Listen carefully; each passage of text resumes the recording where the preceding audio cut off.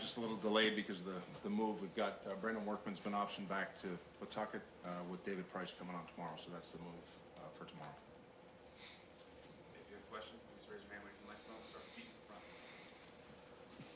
John, not just tonight, but in overall, how concerned are you with the number of hits that Rick's been giving up? You know, Pete, it comes down to consistent location. As much work that he's putting in between starts, you know, we saw an outstanding year from him a year ago, and yet when you go back and you review the video from a start just taking place, many times it's fastballs that are leaking back to the middle of the plate, might not have as consistent a sink that he typically will show, but you know, there's the full assortment of pitches there.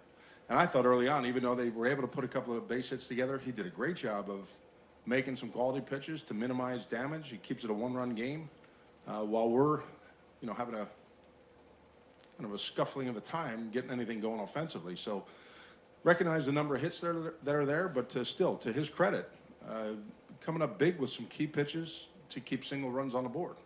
Keep the fastball from coming back over the plate. Is that just finishing off his pitch, or is it another routine? No, I think more than anything, it might be a little bit of a timing issue inside of his delivery, where, you know, when the body might be ahead of the arm a little bit, that's where typically the pitches that he's trying to execute down and away from a righty are coming back to the middle of the plate, or coming back onto the plate a little bit more than he'd ideally like or look to execute. So it comes down to consistent location.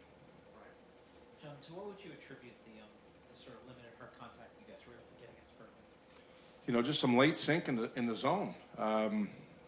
You know, you go 4 straight innings with a double play turned over.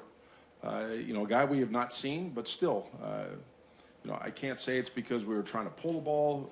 You know, he had late sink in the zone.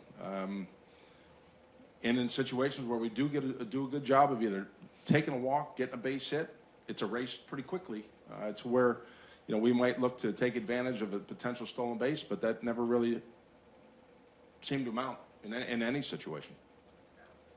What would you consider realistic expectations for Price?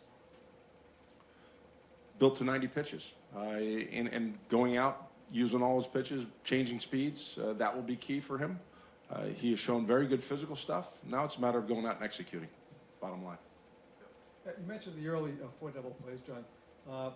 You've hit into a lot of them this year. Is that just a byproduct of as many runners you get on base? Is that an issue, do you think, in terms of you're facing long-term offense? No, I don't. It's not a concern, Bill, because what we do have is we've got, you know, the least number of strikeouts in baseball as a team.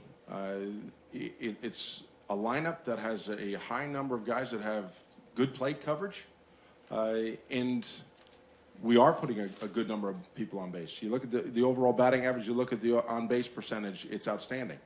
But we've come up with some situations where, you know, whether it's a sink down and into a right-hander or something off-speed to a left-hander, we've rolled into a high number. Today, that was clearly the case. John, obviously today is what it is, but the homestand as a whole, do you feel like you're in a significantly different place than you were a week ago? Well, I think anytime you go 5-1 on a homestand, it's a good week of baseball here. We go out on a lengthy trip through 3 very difficult cities, but we come out with some momentum in our favor. Still going out with David Price coming back to us is a positive. As we said before, the ability to win on the road will challenge our bullpen. You've got to pitch well in the bullpen to win on the road, and our guys are throwing the ball well of late.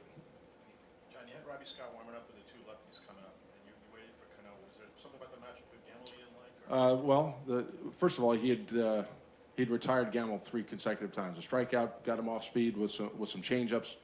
The potential of Motter against Robbie Scott was also there.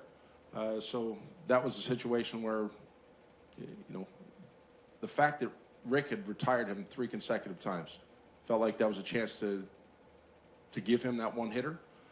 If he gets Gamble out, likely we're going to walk Cano for him to face Cruz, but it didn't turn out that way.